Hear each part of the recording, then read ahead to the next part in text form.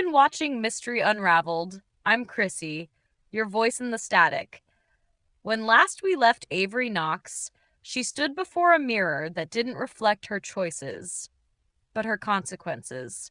And while she reached out, trembling, wondering if the figure on the other side was her, Micah Reeve was already in motion. Because something's been calling him. Something older than this island, and louder than the silence he's been trying to forget. Micah hadn't slept in 3 days. Not really. He'd been lying down, eyes closed, pretending like everyone else. But the island didn't allow for sleep. Not his kind. The kind you need when you've seen things. He sat in the old greenhouse, now overgrown and half swallowed by vines. The air was thick with the scent of soil and something metallic.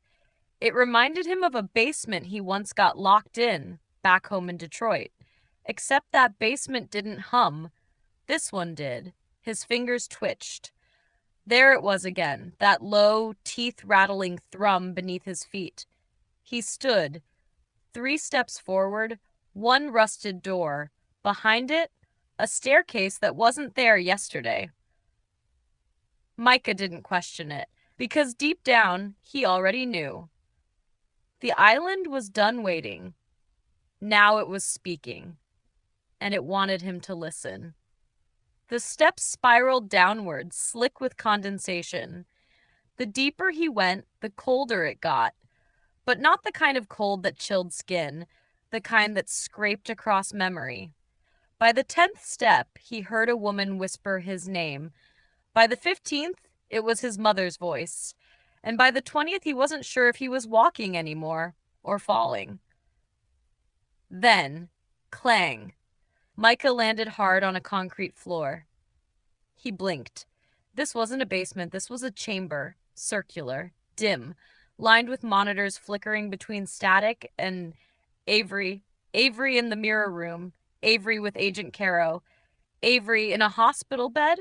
What the hell is this? Micah whispered, and then a voice, not his own, answered.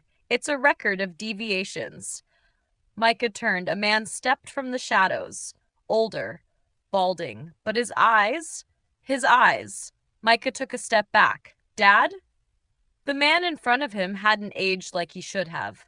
It had been over 20 years since Micah last saw his father's face. A closed casket, an unmarked grave. But here he stood, breathing, watching. Micah's voice came out raw. How? You're asking the wrong question. Micah stepped closer, heat flooding his chest. I buried you.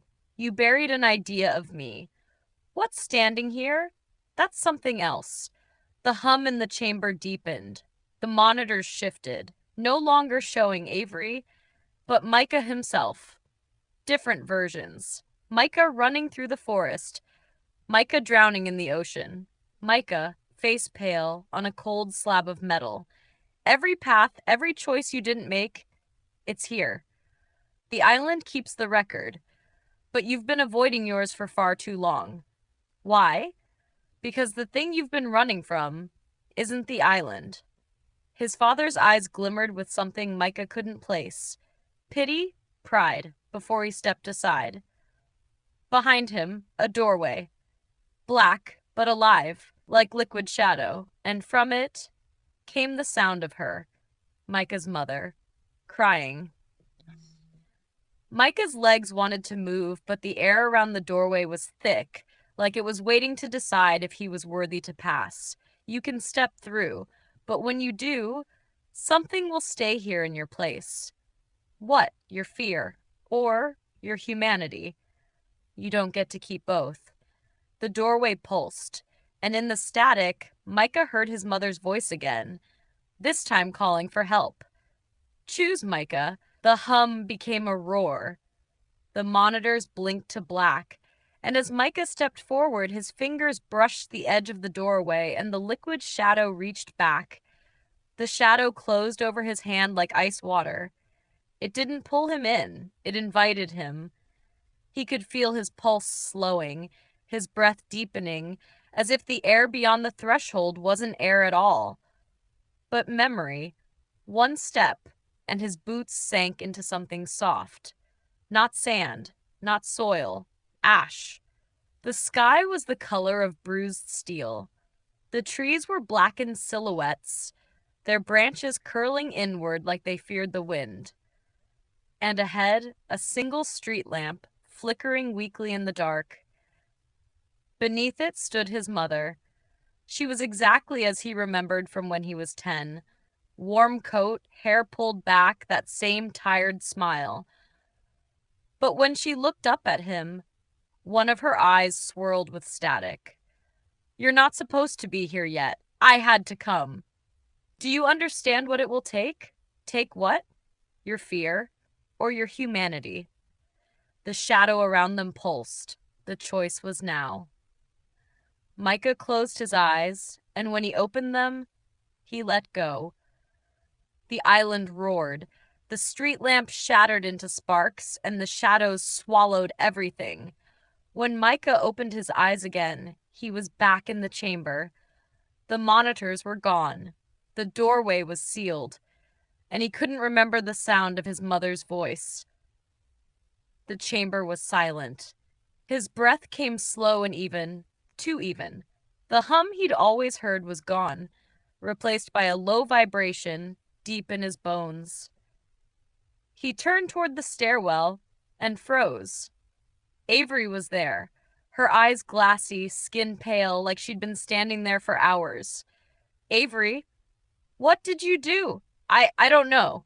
She looked at his hands. The fingertips were black, like ink had seeped under the skin. It moved when he flexed. "It's in you now." From the stairwell came breathing, slow, heavy, matched perfectly to his own. Micah backed away as a figure stepped into view. It was him. A second Micah, eyes vacant, mouth hanging open like a marionette waiting for a command. "That's what you left behind." It smiled. All teeth. The lights flickered. The shadow lunged. They burst into the greenhouse, slamming the door behind them. But the hum was back now, louder than ever. Micah stared at his blackened hands. The island hadn't just taken his fear. It had given it shape. The rusted door buckled. Avery's voice was sharp. "We can't outrun it. We have to trap it. Maybe he could control it." The hinges screamed. The door burst open. It moved wrong, like gravity didn't apply to it. Avery bolted for the exit. They tore through the garden paths, weeds snapping at their ankles. Every few seconds, Micah could hear it behind them. Not running, just appearing closer. Avery yanked open the service tunnel hatch, slamming it shut behind them. "That thing. What is it?" "It's you, but without the part that stops you from hurting everyone around you." "Then we can't trap it. We have to end it." The hum faded.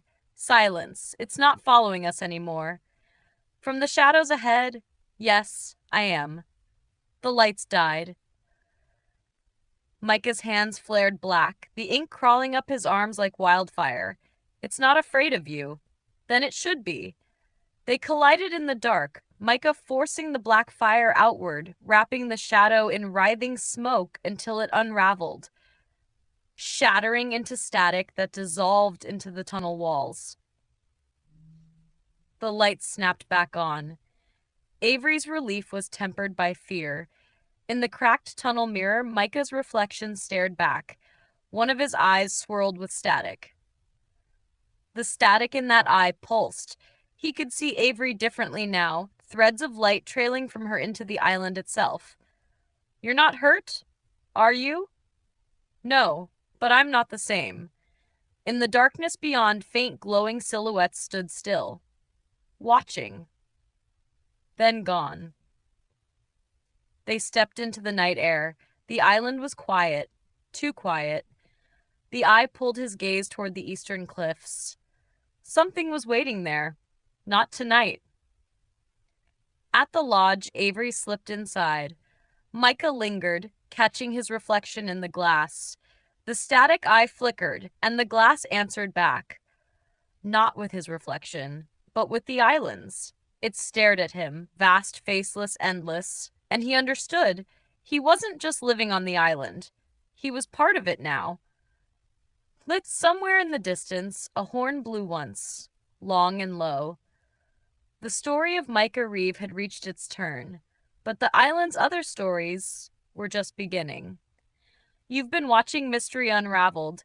I'm Chrissy, your voice in the static. Until next time, stay curious, stay cautious, and whatever you do, don't look away from the signal. J.